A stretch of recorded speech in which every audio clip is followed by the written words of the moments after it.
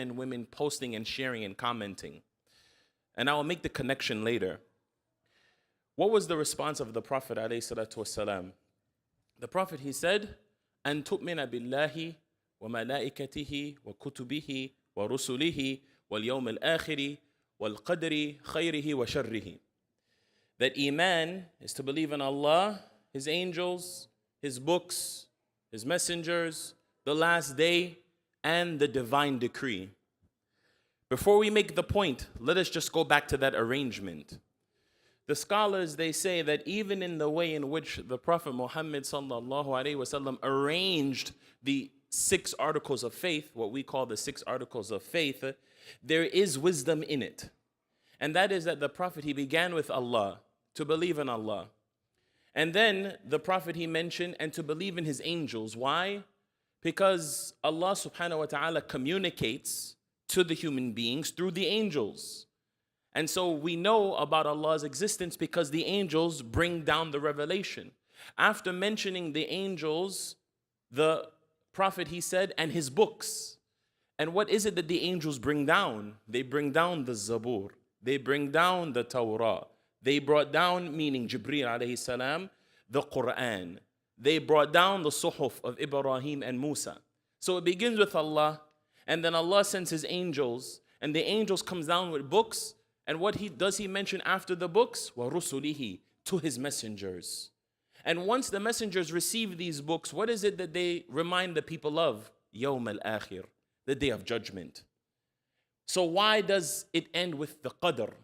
Because at the end of the day, as the Prophet ﷺ has said in other narrations, that it is the qadr of Allah that He already decreed who will be in the paradise and who will be in the fire.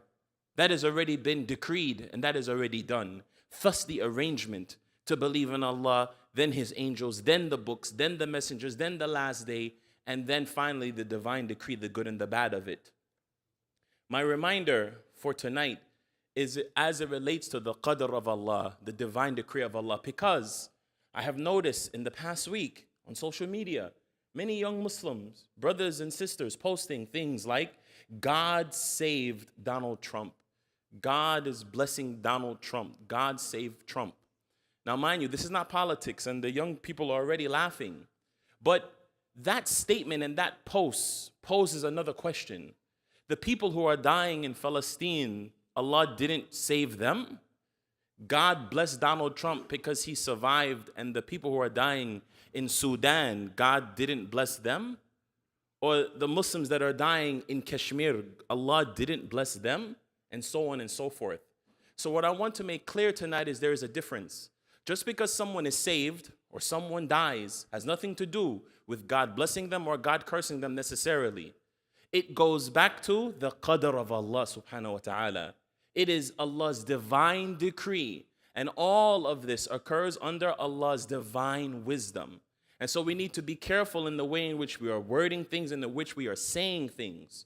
Because this has nothing to do, again, necessarily with being blessed or cursed. But it has everything to do with the decree of Allah and what He ordered. Allah subhanahu wa ta'ala orders everything that happens in this universe. And Allah doesn't order it haphazardly. Allah orders it with wisdom, with hikmah. And the scholars, they say that wisdom is وَدَعُوا شَيْءٍ فِي مَكَانِهَا, putting things in their proper place. Think about Lego pieces. If you had a circle and a triangle and a square, no matter how hard you push, the square will never fit in the circle. No matter how hard you push, the triangle will never fit where the square is. Why? Because that's not the proper place. So Allah subhanahu wa ta'ala, He decrees things with wisdom because it is a proper and it is appropriate and it is connected to His divine plan and His divine wisdom. Thirdly, Allah subhanahu wa ta'ala tells us why the qadr is important. Why is it something that we discuss? Why is it an article of faith? An article of faith. Khayrihi wa sharrihi, the good of it and the bad of it. It is because it is something that connects us all together and something that we cannot escape. Allah subhanahu wa ta'ala says in the Quran, Inna kulla shay'in khalaqnahu biqadar. And indeed, we created everything with qadr. You cannot avoid it. It's in everything. Allah said that He put it in. Inna kulla shay'in, everything I have created, خَلَقَنَاهُ, I created it بِقَدَر, with qadr, and with the divine decree. Thus it cannot be escaped. So when it comes to the divine decree, there are 4 things that we should understand to help us benefit from this qadr of Allah subhanahu wa ta'ala. First and foremost, when a person understands the divine decree of Allah, it should instill in an individual a sense of reliance in Allah, tawakkul in Allah, trust in Allah. The Prophet ﷺ, he said, if the believers were to trust in Allah and rely on Allah in the way in which they should, they would go out like the birds, hungry in the morning, coming back full in the evening. Tawakkul. Why? Because their rizq, their provision, Allah already decreed and determined it. So we should have trust and reliance that if Allah woke you up this morning, that means there's rizq for you. Every breath you take, that's a rizq from Allah. Every drop of water that you drunk, that's provisions from Allah. Every grain of rice that you eat, that's provisions from Allah. Allah is not going to wake you up and not provide for you.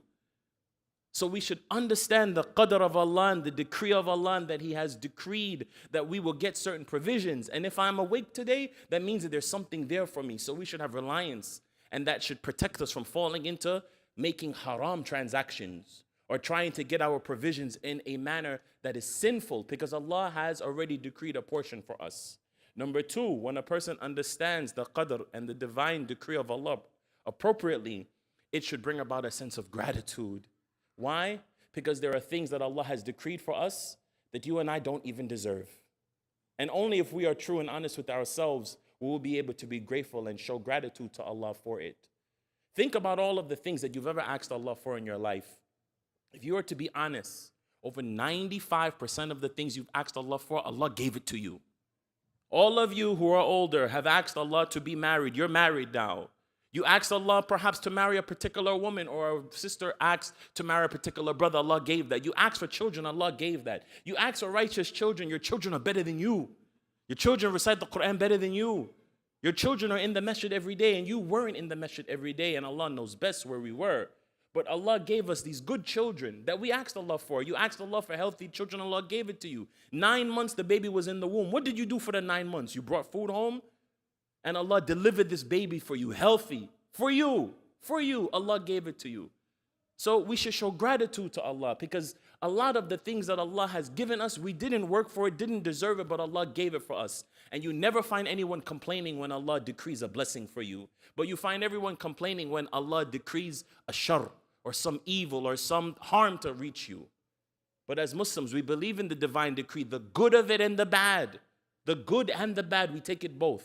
The same way that we never complain when a blessing reaches us, whether we deserved it or not, we should, as the Prophet ﷺ said, only say words which please Allah when He decrees things which hurt us. Just as when the Prophet ﷺ lost his son Ibrahim, and he began to cry, his companions, they said, "You cry? You?" And he said, "Yes, the heart, it breaks. The eyes, they shed tears, but we only say that which pleases Allah." That's the only thing I'm going to allow to leave my mouth, that which pleases Allah. Number 3, when we understand the divine decree and the qadr of Allah completely, it should instill in us a level of patience and sabr. Why? Because we know that Allah subhanahu wa ta'ala is in charge. Alhamdulillah, my affair is in the hands of Allah and not in the hands of my brother or my mother or my father. One of our pious predecessors, it was said to him on his deathbed, "Do you fear standing in judgment?" And he said, "No, I don't fear standing before Allah subhanahu wa ta'ala. I would fear standing in front of my mother than standing in front of Allah subhanahu wa ta'ala." And so he was asked, "What do you mean by this?" He said, "Even my own mother, if she had to judge me accordingly, and all that I had done was exposed to her, I don't know what way she would rule. But I know that Allah is more merciful than my mother. And I do not hesitate for a moment to think that even though my mother would forgive me, so why wouldn't Allah forgive me? Why wouldn't Allah forgive me if Allah is more merciful than my mother? And I know my mother would forgive me." This is how we should continue. This is the mindset that a person should have when it comes to the decrees of Allah. So when the decree is happening, whatever it is, good or evil, we should have this level of gratitude to Allah subhanahu wa ta'ala and patience with Allah subhanahu wa ta'ala, knowing that it's going to pass and that Allah has decreed this for a greater wisdom, whether we can recognize it or not. And last but not least, when a person understands the qadr and the divine decree of Allah and the way it should be understood, it should instill a level of contentment in each and every one of us. What does it mean to be content? The Prophet ﷺ, he said, لَيْسَ الْغِنَى عَنْ كَثْرَةِ الْأَرَضِ وَلَكِنَّ الْغِنَى غِنَى النَّفْسِ. That contentment is not acquired with the abundance of things.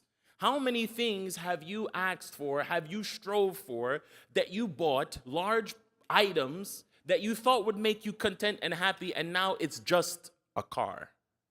Now it's just clothes. Now it's just furniture.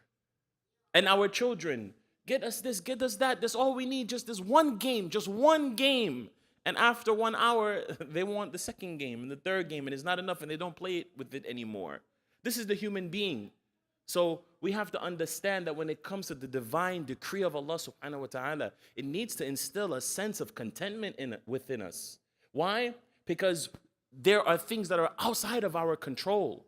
And so we should be content, ghina nafs, with ourself, content with what Allah has given you from His share and His portion, because you cannot increase it and you cannot decrease it. And so we should have a level of contentment that what Allah subhanahu wa ta'ala has allotted for me is enough for me, and I am satisfied with it. And oh Allah, if I am not satisfied with the portion that you have decreed for me, make me satisfied with it. Just as Umar bin al-Khattab radiallahu anhu came out one day and saw Abu Bakr and the Prophet alayhi salatu wasalam crying, and he said to them, tell me what is it that's making you cry so that I can cry with you. And if after you tell me I do not cry, I will make myself cry just to join in with you. We have to have mastery over ourselves, be content with the little that Allah has given us, and understand that the one whom we are worshiping, the one whom we are calling on, the one whom we rely on is the most merciful, the most loving, and the most giving. سبحانك اللهم وبحمدك أشهد أن لا إله إلا أنت أستغفرك وأتوب إليك والسلام عليكم ورحمة الله وبركاته.